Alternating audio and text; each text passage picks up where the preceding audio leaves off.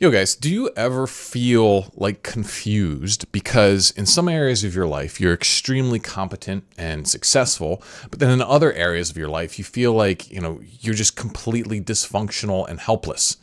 Well, if so, you're not alone, and it's probably because you are applying the wrong skill set to the problem.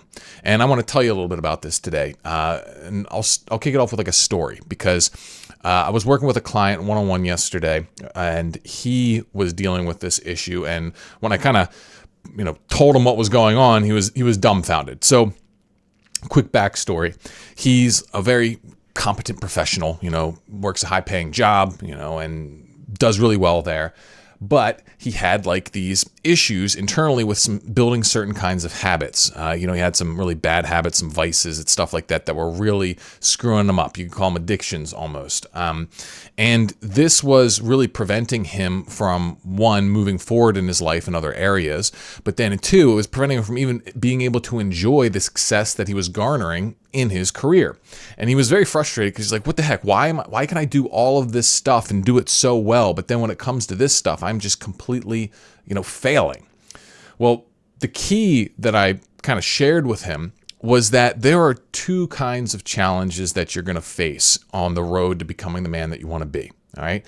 The first kind of challenge is engineering challenges. And these are like logical puzzles. It's like, all right, what's the best way to do this thing? What are the practical actions that will, produce the results that I want? And, this is something that's difficult to figure out in life sometimes. You don't know. You're going to have to go through trial and error. You're going to have to do research and figure things out, okay?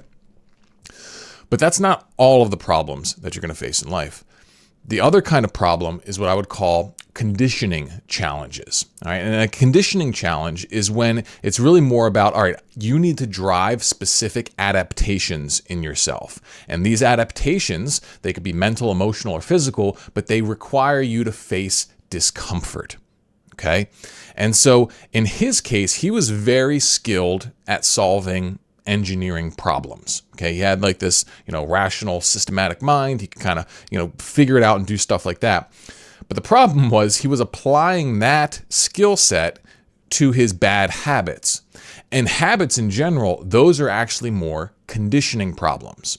Yes, there is an engineering component. Like, so for example, like, if you have a well-designed diet and workout plan, you can minimize the amount of discomfort that you're going to have to face in order to, lose weight and gain muscle.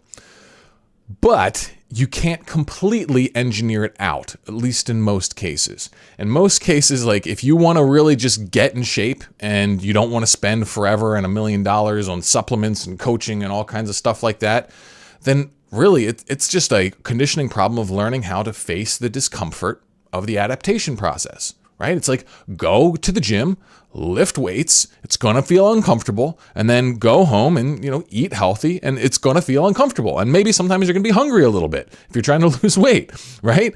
And it's the block isn't some, figuring out the complex answer.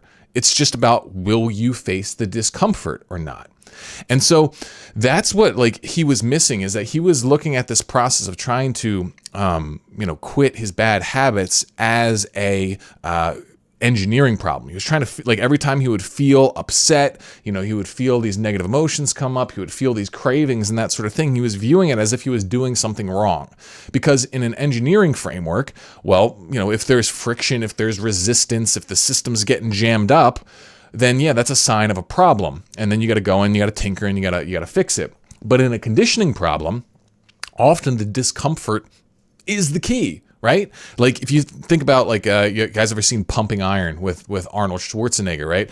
He's in there bodybuilding and he's like focusing on the pump. He's trying to make that discomfort. That's actually what he's aiming for, because he knows that discomfort that he's creating is driving the adaptation that he's looking for, which in that case is bigger muscles.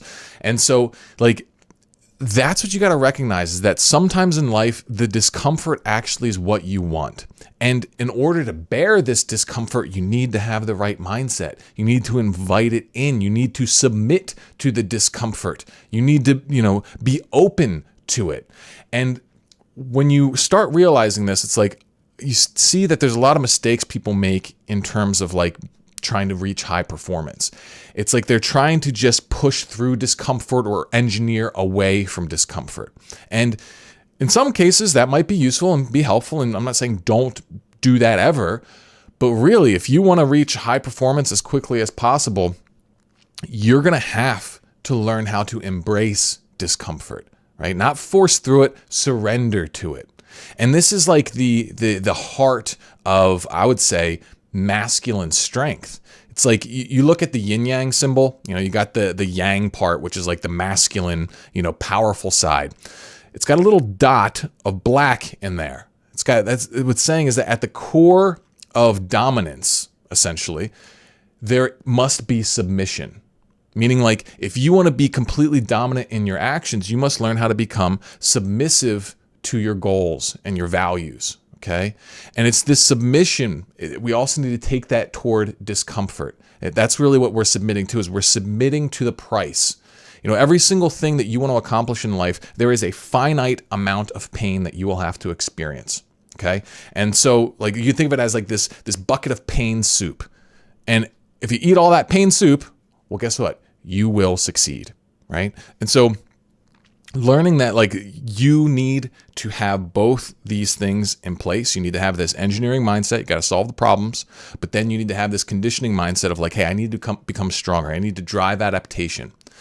As long as you take both of those to battle with you, you're never really going to get stuck. Because, if you get stuck in one area, usually some of the other area is going to solve it. Like, you can't find a perfect engineering solution to something, well, then brute force it a little bit. Face the discomfort, okay? If the discomfort starts becoming too great, well, guess what? You probably need to be a little bit smarter and apply more of that engineering mentality, all right?